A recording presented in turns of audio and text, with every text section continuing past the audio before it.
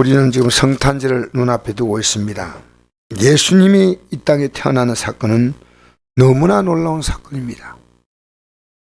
그것은 바로 이스라엘이 당하는 모든 문제에 대한 완벽한 위로가 예수님이 오심으로 해결되는 거예요. 지금 그들은 제일 큰 문제가 로마 정부가 빨리 우리를 한 60년 이상 속박하고 있던 로마 나라가 물러가고 이제 자유를 얻는 건지, 예수님이 십자가에 죽으시고 부활하시고 또 성천하실 때 이스라엘 백성들이 뭐라 말했냐면요, 이스라엘 나라 회복하시면 이때니까 그렇게 말하죠. 그 이스라엘 나라가 오랫동안 사실은 고통받았습니다. 그런데 이스라엘 위로는 로마 정부 문제가 아니에요. 예수님이 오시면 이게 끝나는 겁니다. 예수님이. 그래서 예루살렘에 시몬이라는 사람이 있으니 이 사람은 어렵고 경건하여 이스라엘 위로를 기다린 자라. 우리가 살아가는 삶을 위로할 수 있는 분은 예수 그리스도밖에 없는 줄 믿습니다. 위로를 기다린 자라. 우리가 참 위로받고 싶을 때가 많아요. 힘들 때. 근데 그 위로를 기다리는데 그 위로를 누가 주냐? 예수님이 주신다는 겁니다. 그가 주의 그리스도를 보기 전에는 주의 그리스도, 우리 예수님은 주님이시고 그리스도죠. 보기 전에는 죽지 아니하리라. 여러분, 이게 무슨 얘기냐면요, 반드시 예수님을 만나서 죽는 자가 이게 정말 이 땅에서 받을 수 있는 가장 놀라운 위로요. 죽음 너머의 영원한 위로로 연결되는 겁니다. 그러니까 이걸 반드시 체험해야 돼요. 제가 며칠 전에 그 청주 아가페교회 성도님이, 그 집사님이 자기 아버님이 돌아가셨다는 얘기를 하면서 내인데 이런 얘기를 하더라고요. 아버님 평생 예수를 믿지 아무리 공부해도 믿지 않았대요. 근데 아버님이 이번에 어떤 사고로 돌아가실 때 그 어떤 사고 후유증이, 내가 정확한 것은 모르겠는데 어떤 사고였어요. 그런데 아버님을 붙잡고 간곡하게 부탁했대요. 아버님, 예수 믿으셔야 됩니다. 지옥 가면 안 됩니다. 천국 가셔야 됩니다. 그러니까 가도 간곡히 부탁하니까 이러더래요. 그래, 알았다. 너 혼자 재산 지내지 말라 이러더래요. 아버지, 재산 문제가 아닙니다. 예수 믿고 천국 가셔야 됩니다. 하니까 아버님이 마지막에 이렇게 말하더래요. 내가 이제부터 믿겠다. 그래서 그 집사님이 막 내인데 그걸 자랑하는 거예요. 목사님, 제가 얼마나 기쁜지 몰라요. 아버님이 돌아가신데 내가 예수 믿겠다고 이제 말하시고 숨을 거뒀다는 거예요. 우리의 최고의 위로가 천국입니다. 그래서 성령의 감동으로 성전에 들어가며 우리는 남은 생애를 어떻게 살았냐면요, 혈과 우리의 정과 욕심에 감동 있고 살면 안 돼요. 내 정적인 이 감동으로 성령의 감동을 입어야 돼요. 이제 남은 생애는 성령의 인도를 받아야 돼요. 성령의 인도. 성령의 감동으로 성령에 들어가며 마침 부모가 율법의 관례대로 행하고자 하여 그 아기 예수를 데리고 오는지라. 이제 예수님이 태어난 지 8일 만입니다. 할례 받으래요. 아기 예수님 데리고 왔어요. 시몬이 아기를 덥석 안았어요. 아마 쉽게 주지 않을 거예요. 그죠? 어떻게 아기를 쉽게 주겠습니까? 그래서 이렇게 합니까? 이 시몬이, 제가 그 아기를 좀 한번 안아보면 어떻겠습니까? 아마 그런 어떤 부탁이 있으니까요, 아기를 그럼 잠깐 안아보십시오. 아기를 안고 하나님을 찬송했습니다. 주제여, 이 말은요, 뭔 하늘과 땅의 모든 주인이신 하나님입니다. 주제여, 이제는 말씀하신 대로 종을 평안히 놓아주시는도다. 여러분, 우리는 진짜요, 예수님을 내 삶으로 품지 못하면요, 우리는 이 땅에서 평안히 놓아줄 수 있는 그 길이 없습니다. 평안히 놓아주신다. 내가 이 땅의 삶을 떠날 수 있는 그 순간에 놀라운 위로와 평안은 예수님이십니다.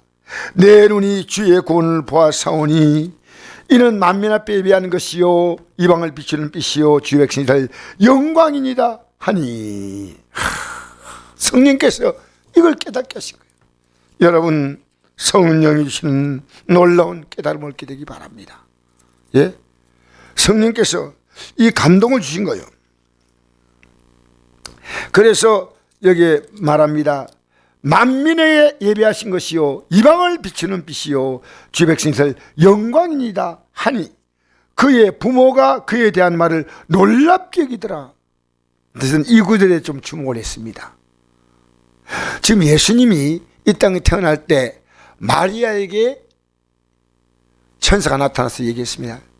지극히 높으신 이 아들이 성령의 감동으로 너무 태어난다니까 어떻게 이런 일이 가능합니까? 성령께서 하신다. 그리고 마리아가 임신하자 그 정혼한 관계에 있던 요셉은 뭐라고 했냐면요, 저 가만히 이해를 끊고자 했습니다. 왜? 이건 아니거든요. 어떻게 지금 약혼한 관계 비슷한 그런 관계인데 임신한다는 얘기입니다. 근데 주의 천사가 나타나서 말합니다. 그 여인을 데려오기를 둘 무서워하지 말라. 그에게 잉태한 것은 성령의 것이다. 그러니까 두 사람 다 정말 역사상 가장 놀라운 충격적인 메시지를 들었고 실제 그 사건을 체험한 사람인데요. 당연한 거 아니겠습니까? 당연해야 되는데요. 놀랍게 있다는 말은 어느 순간에요, 믿음이 그만큼 떨어지는 거예요. 이 말은 당연한 말이에요. 왜? 지극히 높으신 하나님의 아들이 성령으로 자기 몸에 태어난 걸 마리아도 알았고 그걸 본 옆에 목격자가 그의 법적인 남편인 요셉 아닙니까? 근데 놀랍게 된 거예요. 여러분, 우리 믿음은요 자신있게 아닙니다. 항상 우리는요 이 믿음에 있어서만은 긴장해야 됩니다. 긴장. 알겠습니까? 살았다는 이름은 가졌으나 죽은 자가 되면 안 됩니다. 섰다고 생각한 자는 넘어질까 조심하라. 고린도서 10장 13절입니까? 우리는 정말요, 우리가 가장 속기 쉬운 것이 내 믿음이에요. 내 믿음. 항상 확인해야 돼. 그래서 우리 예수님이 오시는 이 사건은요, 우리에게 어떤 사건이냐? 위로입니다. 이것은 평안입니다. 이것은 놀라운 사건이 아니고 이제 우리의 삶의 가장 정상적인 사건이에요. 우리는 살아가면서요, 야, 어떻게 이런 말을 하나? 시몬이라는 분이 이런 놀라운 말을 하나? 아닙니다. 놀라운 고백을 한 그 시몬의 고백은요, 어쩌면 마리아와 요셉은 이미 약 1년 가까이 전에, 1년 안 되죠, 뭐 한 10개월, 11개월 그 전에요, 이걸 그들이 간간히 체험한 사람들이에요. 그런데 어느 날 이 믿음이요 스르르 무너지는 겁니다. 우리는요, 그래서 우리가 이 믿음은요, 내가 갖고 있는 절대 가치가 이 믿음이에요. 이 믿음이에요. 그리고 이 믿음으로 기도하면요, 저는 오늘 기도하는 분에게 이 권고를 드리고 싶습니다. 기도 외에는 다른 것으로는 이런 종류가 나갈 수 없다. 기도 외에는 다른 것으로는 이런 종류가 나갈 수 없다.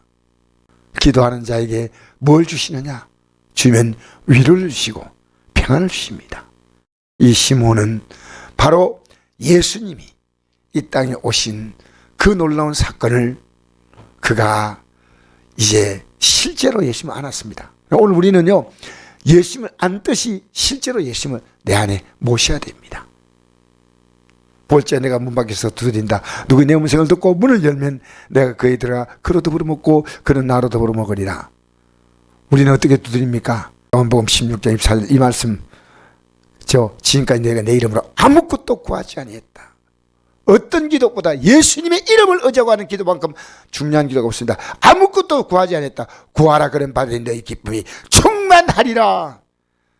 이 땅에서 예수님의 이름을 가지고 기도하는 것은 회개하고 하는 기도입니다. 회개하면서 예수 이름 뭡니까? 자기 백성 그들이 구원할 이름이죠. 회개하면서 기도하면 놀라운 응답이 임할 줄 믿습니다.